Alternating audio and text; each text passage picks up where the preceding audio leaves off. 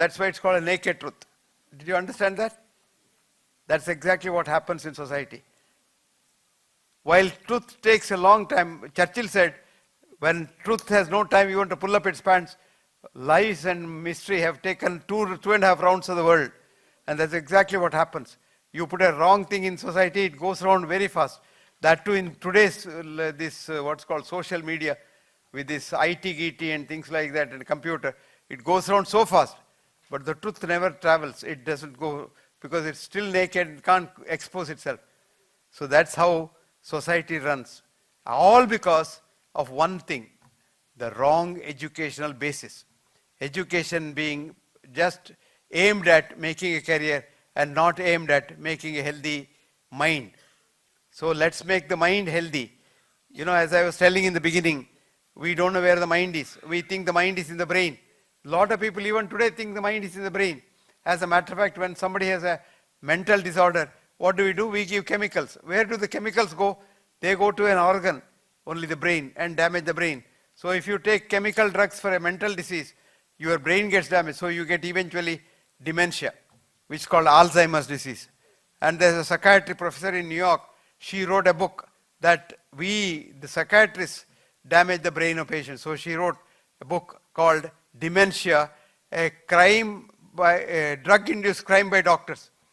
This book cost her job. So she was dismissed as a professor of psychology in the New York University, psychiatry. But she said, okay, I don't mind. And this book gets her now enough money, millions of dollars, to survive. And her name is Grace Elizabeth Jackson. Just see the book. It's a beautiful book called The Mind is the Most Important Thing, and the mind is not in the brain. And that's where the drugs that we give for patients damage our brain. And she said dementia or depression or dementia or mental depression or what's called Alzheimer's disease is a drug-induced crime on mankind by doctors. So we should be very careful. And what does a mind disease require? Another good mind. As a psychologist, I was very happy that today's president is a psychologist and counseling psychologist, because counseling psychologists can treat a lot of unhealthy minds. So I always tell people, if you have an unhealthy mind, you require another healthy mind to make you sensible. I have a granddaughter who is a PhD in counseling psychology from Berkeley University, and she does counseling of cancer children. And she is very happy because a lot of these children with cancer, because they are not counseled, they die because of the fear of disease itself.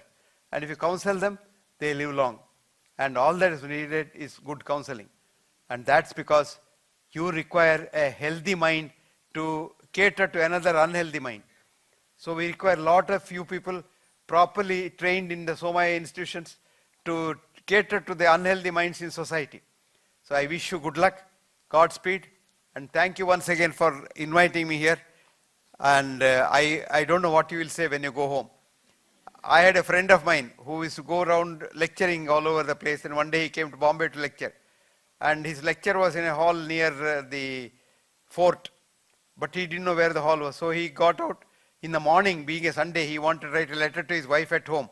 So he wrote a letter, went out and looked around. There were children playing on the roadside. So he said, hey, where is the post office children here? So they took him. He said, come along, sir, we are free today. We'll take you to the post office. They took him to the post office. So he posted a letter on his way back. Because he had a good education, he said, I must do something for these children who helped me. So he wanted to buy some chocolate. So he went to the shop and tried to put his wallet. It was in the room. So he told the children, my dear children, I'm sorry, I don't have money to buy you chocolate. But today I'm giving a speech in the evening. It's 100 rupees per seat. So you give this chit to the organizer. And then she'll be allowed free. So you save 100 rupees for helping me. Children laughed. He said, why are you laughing? No, sir. No, I don't get angry because I'm a very important man. I never get angry. I'm very happy. So children said, you want to know, sir? Certainly, yes. A man who did not know the way to the post office, how is he talking about the way to heaven and things like that in the evening? So you will say, this man didn't know the way to heaven and he was talking about education. So thank you very much for doing that. And thank you very much once again for listening to me. And thank you, Rajshekharan Pillai, for inviting me here. And thank the Somaya institutions for hosting me. Thank you all very, very much once again. Good night. Good luck. Goodbye.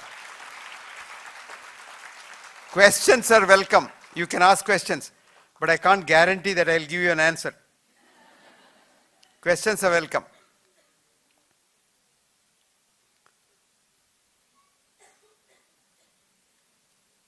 Sardarji, ठीक है? If General Singh says it's ठीक है, it's ठीक है. So my name is Aditya Rao. Aditya Rao. Yes, sir. Okay. And I wanted to tell you that, I wanted to ask you that I went to a international school for a demo lecture and I started teaching trigonometry over there. The teachers, I was giving the demo in front of teachers only, there were no students. So the teacher asked me that students here are like, I want to be a lawyer, why should I learn trigonometry? So how do I mean... No, I didn't get that, I didn't get that. No, actually teacher said that students are like, I want to be a lawyer, not a mathematician. So why should I learn maths? Why should I learn trigonometry? So how do I face such situations? To be a good lawyer, you must know a little bit of everything. So you better learn some mathematics, some trigonometry. Otherwise, when you have a case in the court, if the mathematics is involved in it, you will be an idiot and you will not be able to argue.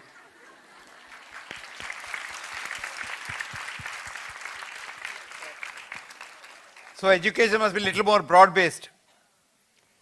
Afternoon, sir. My name is Mohit Shetty, and many a times we have to set our timetable with respect to work or prior commitments. And I used to have a habit of sleeping at 10 or 11, but after the student life started, I can't sleep till 1 o'clock. The thoughts clutter my mind, and it means life is going on becoming more and more unhealthier compared to previous times when work was less. No, you think if you sleep late it is unhealthy? Yes. No. Yes. How long do you think you should sleep? 6 to 7. 6 to 7, who told you that? No, I'm seriously asking you. Because we are all told that you have to have sleep for 6 to 7, 8 hours. Do you know who started this? The sleeping pill industry. Actually, a man, some people sleep only for 1 to 2 hours, they are very healthy. Some people sleep for 8 to 9 hours, they are healthy. But those who sleep beyond 7 hours, they are unhealthy because your muscles degenerate. So you don't require, some people, I have a lot of my patients who don't even sleep, nothing happens to them.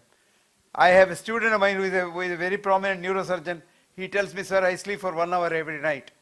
And he'll be operating at 1 o'clock in the morning or 2 o'clock in the morning, but he'll be sleeping for 1 hour and getting up and again operating. He's very healthy. He's quite healthy. He's about 55 and touch wood. He's very healthy. Nothing happens. So sleeping late doesn't mean anything. But you think it's okay, but you don't have to read unnecessarily too much.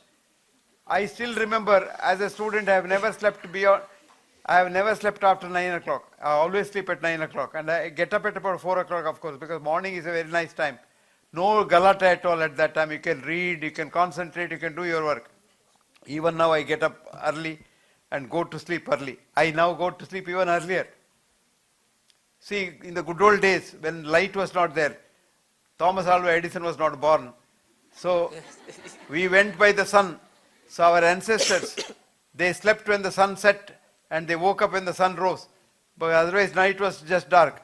So they slept as soon as the sun set. They slept as soon as the sun came down and then slept for about 4 hours. Then they woke up, then they had their food in the night or other things that people do at night, and then again slept for another 4 hours. So they used to sleep 4 hours. And today also you sleep, but 4 hours later you wake up and then again try to sleep. So if you have a 4 hour sleep, it's enough. So don't worry, you are very healthy. Thank you.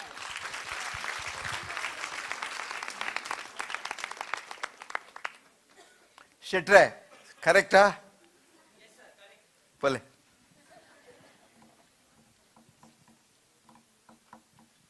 Sir, good afternoon. Good afternoon. I am Colonel Gopi Krishnan. Colonel, you are a colonel. Yeah, I am a serving I colonel. salute you. Thank you, sir. Thank you so much. I am humbled. I respect all army officers. Sir, thank you so much. I just jumped into this lecture. I heard that you are giving a public lecture here. So I just came to listen to you, sir. and I saw the topic which is very interesting. Now you feel it's been a waste of time. No, sir. I am very convinced I did the right thing. I just saw the topic, the aim of education, wealthy career or healthy mind. So is it compulsorily supposed to be a choice between the two? Can the aim of education be both wealthy career and healthy mind? No, both, yes. That's why I said and or. But the most important thing is a healthy mind, not just a wealthy career. Because today our education is like the British education, only for wealthy career. That's why where we are. Now you see, we all want to be rich, because that's the Western education idea. Now, supposing you're all IAS officers, every IAS officer gets the same pay. So how can you be best IAS officer among them? So your wife says, look at the lady next door. She's also an IAS officer's wife. She has nice saris, I don't have. And then he says, okay, I'll also be corrupt. So corruption comes in because the unhealthy mind. Agreed. If you have a healthy mind, you will never be corrupt. So to avoid corruption, which is the bane of Indian society, we must change our education system. Thank you, sir.